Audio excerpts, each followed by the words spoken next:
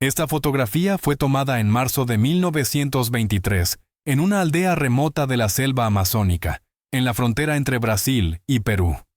El niño que ven tiene aproximadamente 8 años, pero nadie sabe quién es. Nadie sabe de dónde vino. Y nadie puede entender el idioma que habla. Porque el idioma que este niño usa no se parece a ninguna lengua humana conocida.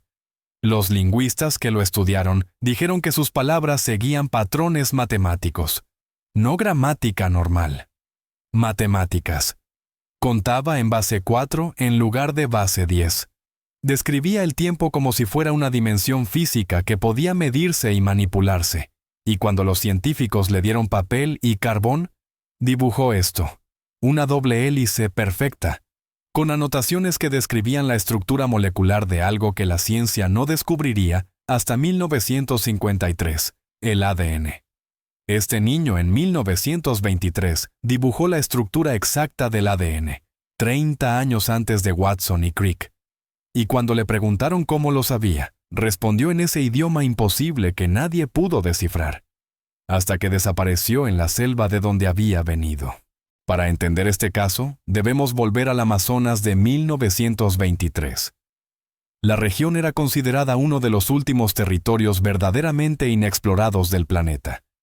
Millones de kilómetros cuadrados de selva densa, donde la ciencia occidental apenas había penetrado.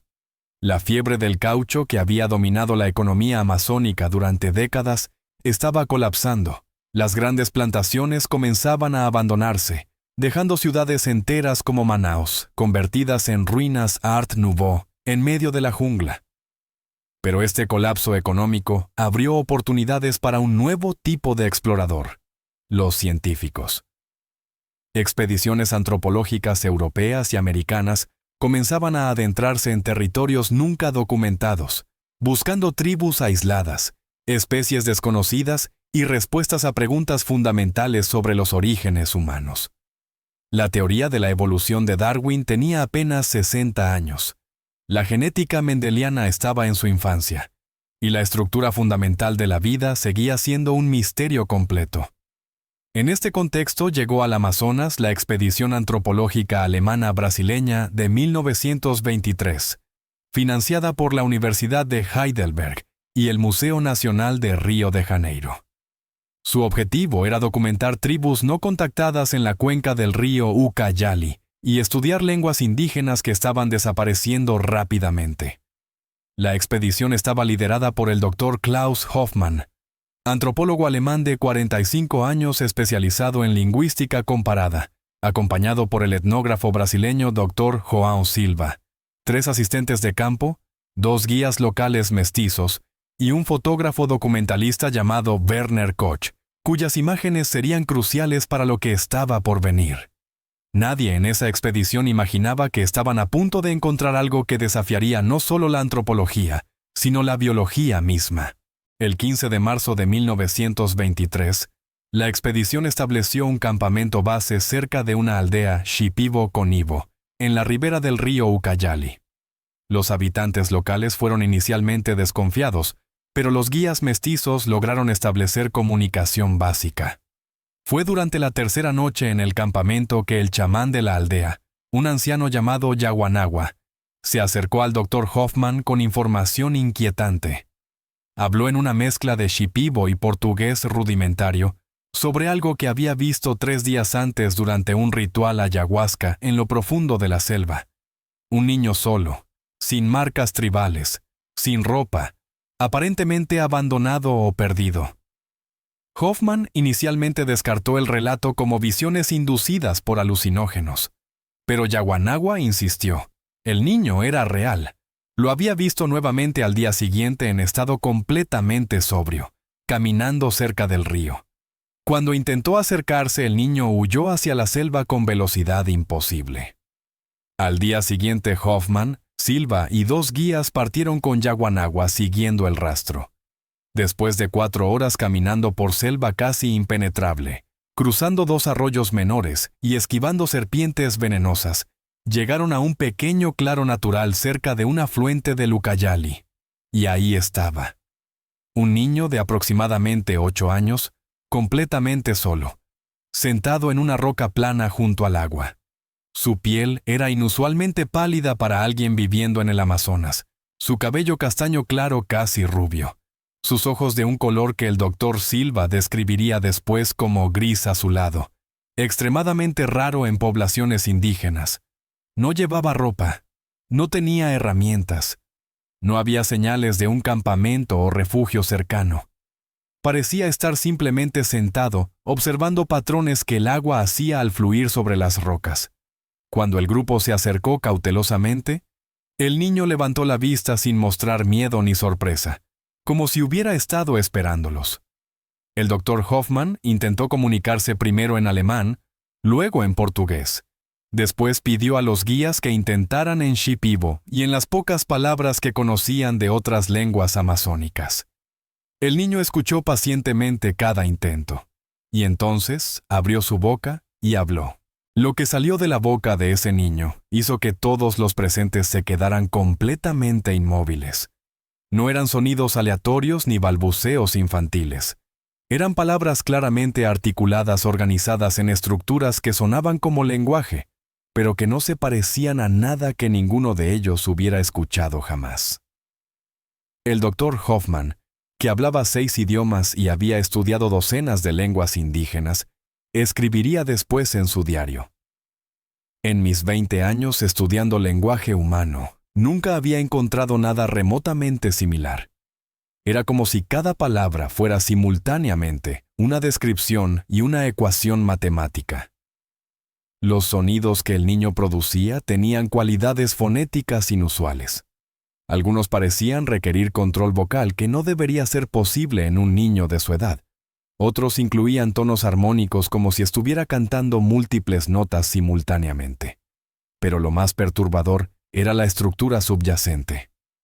Silva, que tenía entrenamiento en matemáticas además de etnografía, comenzó a notar patrones. El niño parecía contar usando grupos de 4 en lugar de 10. Cuando señalaba objetos 1, 2, 3, producía sonidos distintos, pero al llegar a 4 usaba una palabra completamente nueva, y comenzaba el patrón otra vez. Era un sistema numérico de base 4, algo que solo existía en teorías matemáticas abstractas, nunca en lenguajes naturales humanos. Durante los siguientes 3 días, la expedición permaneció en el claro, intentando comunicarse con el niño. Le ofrecieron comida que aceptó, pero comía de manera extraña, masticando cada bocado exactamente 16 veces antes de tragar. Le mostraron objetos simples, una cuerda, un cuchillo, una linterna. En cada caso el niño pronunciaba sonidos en su idioma imposible, que parecían describir no el objeto en sí, sino sus propiedades físicas fundamentales. Cuando le mostraron el cuchillo de metal, el niño no lo nombró como herramienta. En cambio, produjo una serie de sonidos que Silva transcribió fonéticamente y que parecían describir la estructura cristalina del acero, la temperatura de fusión del hierro y la organización molecular del carbono. Como si estuviera viendo no un cuchillo, sino la composición atómica de los materiales que lo formaban. Pero fue el 4.º día cuando el niño reveló conocimientos que simplemente no podía poseer. Hoffman había traído papel y carboncillo para documentar símbolos tribales. Por impulso, le ofreció los materiales al niño para ver si podía dibujar o escribir algo que ayudara a establecer comunicación. El niño tomó el carboncillo, lo examinó brevemente como si estuviera calculando su composición química, y comenzó a dibujar. Lo primero que dibujó fue una serie de círculos concéntricos conectados por líneas curvas, formando patrones que Silva reconoció inmediatamente como representaciones de órbitas planetarias. Pero no eran simplistas.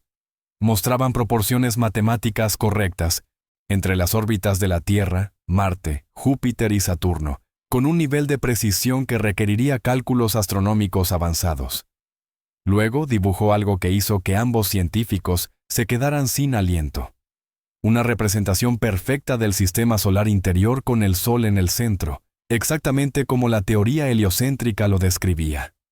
Esto por sí solo era extraordinario para un niño que supuestamente había crecido aislado en la selva. Pero lo que dibujó después era completamente imposible. El niño pasó a una nueva hoja de papel y comenzó a dibujar con movimientos rápidos y seguros. Sus manos se movían con una precisión casi mecánica, trazando líneas perfectamente rectas sin regla, círculos perfectos sin compás, ángulos exactos sin transportador.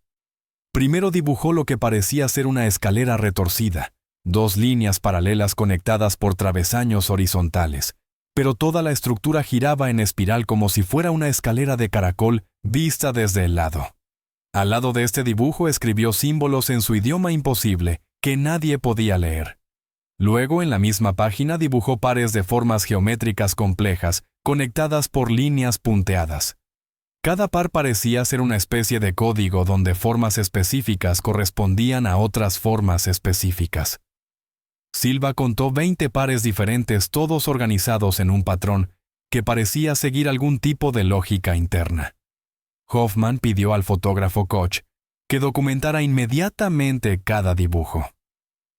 Las fotografías tomadas ese día en marzo de 1923 serían estudiadas por científicos durante décadas, intentando descifrar su significado. Pero nadie comprendió realmente lo que el niño había dibujado hasta 30 años después. En abril de 1953, James Watson y Francis Crick publicaron en la revista Nature su descubrimiento de la estructura del ADN, una doble hélice. 2 cadenas de nucleótidos enrolladas una alrededor de la otra conectadas por pares de bases específicas, adenina con timina, guanina con citosina siguiendo reglas de emparejamiento precisas. Cuando la noticia del descubrimiento llegó a Brasil, el Dr. Silva, ya retirado y viviendo en São Paulo, recordó algo que lo hizo buscar frenéticamente en sus archivos personales. Encontró las fotografías tomadas por Koch en 1923 y las comparó con los diagramas publicados por Watson y Crick. Eran idénticos. La escalera retorcida que el niño había dibujado era una representación perfecta de la doble hélice del ADN. Los pares de formas geométricas correspondían exactamente a los pares de bases complementarias adenina, timina y guanina, citosina. Incluso los símbolos que el niño había escrito al lado, aunque incomprensibles, estaban organizados en grupos de 3, una configuración que los científicos descubrirían años después, correspondía a los codones, las unidades de 3 nucleótidos que codifican aminoácidos. El niño del Amazonas en 1923 había dibujado no solo la estructura del ADN, sino también el código genético fundamental de la vida, y lo había hecho 3 décadas antes de que la humanidad lo descubriera. Silva publicó sus hallazgos en 1954 en una revista brasileña de antropología, titulando su artículo Conocimiento anacrónico. El caso del niño de Ucayali y las representaciones predescubrimiento de estructuras moleculares. La respuesta de la comunidad científica fue mayoritariamente escéptica. Algunos sugirieron que Silva había falsificado las fotografías después del descubrimiento de Watson y Crick para ganar notoriedad. Otros argumentaron que los dibujos eran coincidencias que Silva estaba reinterpretando retroactivamente para que coincidieran con conocimiento moderno. Pero había un problema con estas explicaciones. Las fotografías originales existían en los archivos del Museo Nacional de Río de Janeiro, fechadas y catalogadas en 1923, verificadas por múltiples archivistas independientes a lo largo de décadas. Las placas fotográficas de vidrio mostraban signos de envejecimiento consistentes con su supuesta edad. Los negativos habían sido examinados por expertos forenses, quienes confirmaron que no mostraban señales de manipulación o falsificación. El Dr. Hoffman había muerto en 1945 durante los bombardeos de Berlín, pero sus diarios personales sobrevivieron y fueron donados a la Universidad de Heidelberg. En esos diarios había entradas detalladas sobre el niño del Amazonas, describiendo los dibujos de la doble hélice años antes de que Silva los publicara. Las descripciones en el diario de Hoffman coincidían perfectamente con las fotografías. Los 2 guías locales que habían estado presentes, aunque ya ancianos en los años 50, fueron entrevistados y confirmaron la historia básica. Habían encontrado a un niño extraño en la selva que dibujaba símbolos raros que ninguno de ellos entendía. Yaguanagua, el chamán, había muerto en 1940, pero había contado la historia del niño pálido a varios miembros de su tribu, quienes la recordaban. Entonces, si las fotografías eran auténticas y los testigos creíbles, ¿cómo podía un niño aislado en la selva amazónica en 1923 conocer la estructura molecular del ADN? Las teorías propuestas para explicar el caso variaban desde lo científico hasta lo fantástico. Algunos genetistas sugirieron que el niño podría haber tenido una mutación genética extremadamente rara que le otorgaba capacidades cognitivas sin precedentes. Una especie de savant syndrome que le permitía intuir estructuras moleculares a través de algún proceso mental no comprendido. Pero esto no explicaba el idioma matemático ni el sistema numérico de base 4. Lingüistas propusieron que el idioma del niño podría ser un lenguaje filosófico artificial, como los que algunos pensadores europeos habían intentado crear en siglos anteriores, diseñado para expresar conceptos de manera lógica perfecta en lugar de seguir evolución natural del lenguaje. Pero ningún lenguaje filosófico conocido se parecía remotamente a lo que Hoffman había documentado. Otros investigadores notaron similitudes inquietantes entre algunos de los sonidos que el niño producía según las transcripciones fonéticas de Hoffman y ciertos armónicos matemáticos usados en música y física. Como si el niño estuviera hablando en frecuencias que codificaban información de múltiples maneras simultáneamente. Pero quizás el misterio más profundo no era el conocimiento del niño, sino su origen. ¿Quién era realmente? Durante las 6 semanas que pasó con la expedición antes de desaparecer, los científicos intentaron determinar su procedencia étnica. Sus características físicas no coincidían con ninguna población indígena conocida del Amazonas. Su piel pálida, cabello claro y ojos grises sugerían ascendencia europea. Pero no había registros de colonos europeos en esa región remota, y ninguna tribu local reconoció al niño como miembro perdido de sus comunidades. Y entonces, el 2 de mayo de 1923, el niño simplemente se fue. La expedición se había acostumbrado a su presencia. El niño dormía en el campamento, comía con ellos, pasaba horas dibujando diagramas cada vez más complejos, mientras los científicos intentaban desesperadamente descifrar su significado. Parecía cómodo, incluso contento, con los humanos que lo habían encontrado. Pero una mañana el campamento despertó y el niño no estaba. No había señales de lucha, no había huellas claras que seguir en el suelo húmedo de la selva. Simplemente había desaparecido durante la noche como si nunca hubiera existido. Hoffman organizó búsquedas durante 2 semanas. Recorrieron kilómetros de selva, consultaron con todas las tribus cercanas, dejaron marcas y suministros en lugares donde el niño podría encontrarlos. Nada.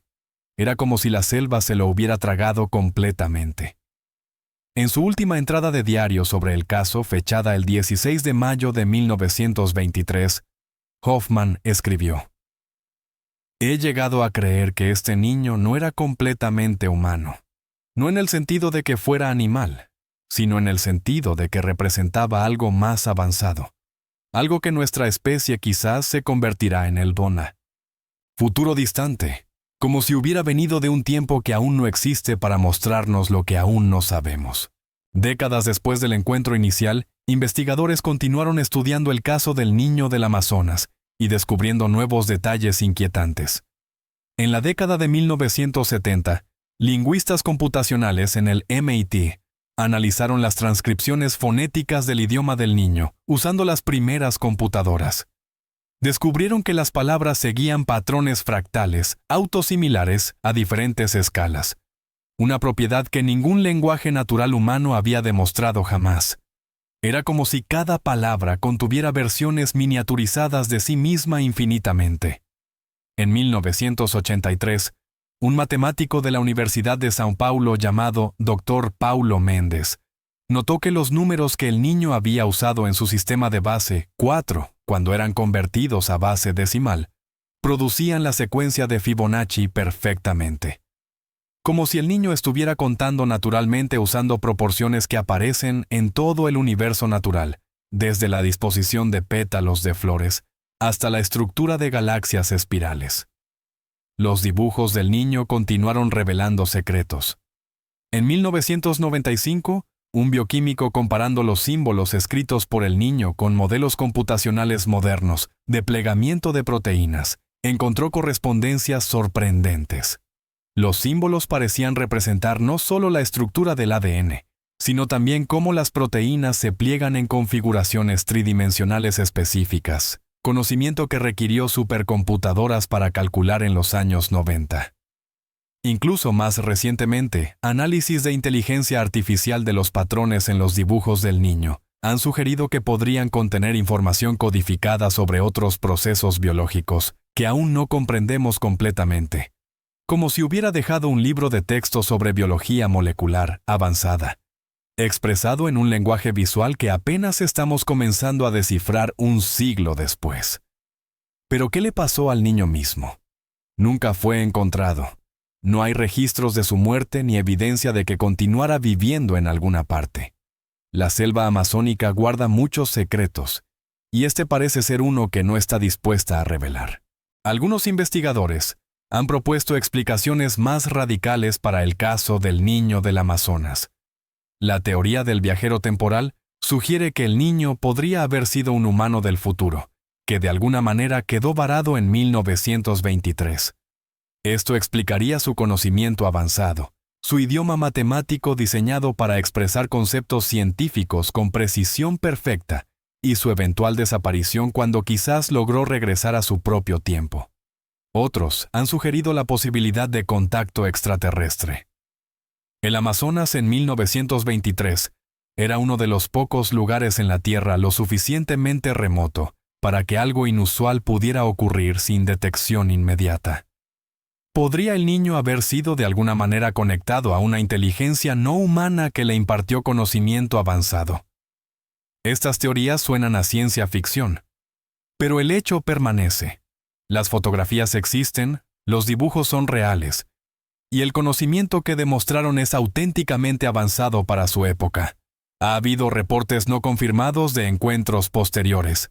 En 1947, un piloto brasileño volando sobre selva remota cerca del río Javari reportó ver a un niño o joven caminando solo por un claro.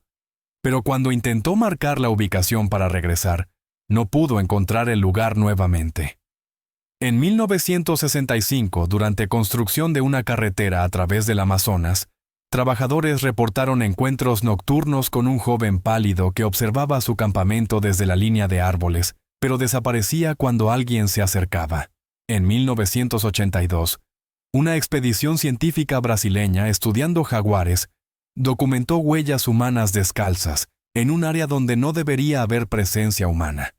Las huellas parecían ser de alguien joven, posiblemente adolescente, y desaparecían en el río sin continuar en la orilla opuesta. Podría ser el mismo individuo visto a lo largo de décadas sin envejecer. Es imposible confirmarlo, pero el patrón es inquietante. Un joven solitario con características inusuales, apareciendo brevemente en las partes más remotas del Amazonas antes de desvanecerse nuevamente en la selva. El caso del niño del Amazonas permanece como uno de los misterios antropológicos más desconcertantes del siglo XX. No encaja fácilmente en ninguna categoría. No es simplemente un niño perdido porque su conocimiento era demasiado avanzado. No es un fraude porque la documentación es auténtica y verificada. No es explicable por Savant Syndrome conocido, porque la combinación de habilidades idioma matemático, conocimiento biológico avanzado y comprensión de estructuras que no se descubrirían por décadas va más allá de cualquier caso documentado. Las fotografías tomadas por Werner Koch en 1923 se conservan en el Archivo Nacional de Brasil. Los diarios del Dr. Hoffman están en la Universidad de Heidelberg. Los dibujos del niño han sido estudiados por generaciones de científicos cada una, encontrando nuevas capas de complejidad y significado. Si buscas las fotografías online las encontrarás, aunque a menudo mal etiquetadas o con información incorrecta sobre su origen. El niño mirando directamente a la cámara con esos ojos grises inusuales, sosteniendo uno de sus dibujos de la doble hélice. existe como prueba silenciosa de un encuentro que desafía explicación. ¿Era un genio humano inexplicable? ¿Un viajero de otro tiempo? ¿Evidencia de algo más allá de nuestra comprensión actual? Nunca lo sabremos con certeza. La selva amazónica guardó su secreto cuando el niño desapareció en mayo de 1923, y no parece dispuesta a revelarlo. Lo que sí sabemos es esto. En 1923, un niño sin nombre que hablaba un idioma imposible dibujó la estructura fundamental de la vida 3 décadas antes de que la ciencia la descubriera. Y ese hecho innegable, documentado en fotografías y diarios científicos, nos obliga a cuestionar los límites de lo que creemos posible sobre el conocimiento humano, el origen de las ideas y quizás la naturaleza misma de la realidad. La selva amazónica cubre más de 5 millones de kilómetros cuadrados. Hay tribus que nunca han sido contactadas, especies que nunca han sido catalogadas, y misterios que quizás nunca serán resueltos. Tal vez en algún lugar profundo en esa inmensidad verde, un joven que no envejece, continúa caminando solo, viendo el mundo no como objetos, sino como ecuaciones, esperando el momento adecuado para revelar los próximos secretos que la humanidad necesita aprender.